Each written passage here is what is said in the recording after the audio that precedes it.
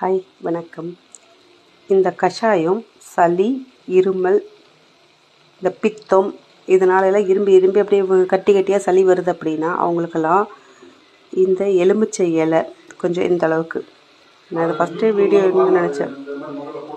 அதுக்கப்புறம் விலா இலை இது கொஞ்சம், அதுக்கப்புறம் கொஞ்சம் சுக்கு, கொஞ்சம் மல்லி, ரெண்டையும் போட்டு மிக்சியில் அடித்து பொடியாக்கி இது கூட போட்டு கொஞ்சம் இவ்வளோ தண்ணி ஊற்றி கொதிக்க வச்சு தண்ணி நல்லா சுண்டுற வரைக்கும் வெயிட் பண்ணி நல்லா கொதிச்சிடும். இந்த தண்ணியோட கலர் மாறிடுச்சு பார்த்தீங்களா?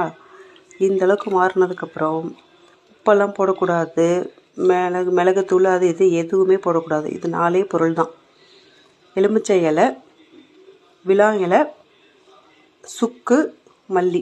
இது மட்டும் போட்டு கொதிக்க வச்சு அந்த தண்ணியை வடிகட்டி குடித்தோம்னா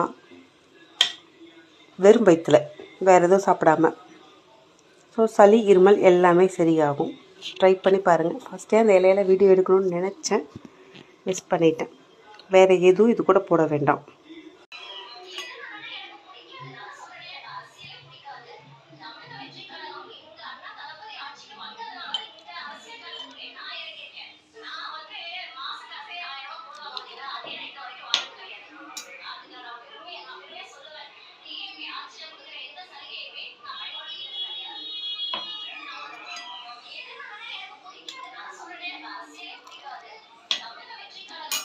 இது ஃபுல்லாக ஊற்றி சூடு லைட்டாக வார்ம் ஆகிற வரைக்கும் வச்சுருந்துட்டு அப்படியே குடிச்சிடணும். ஓகே.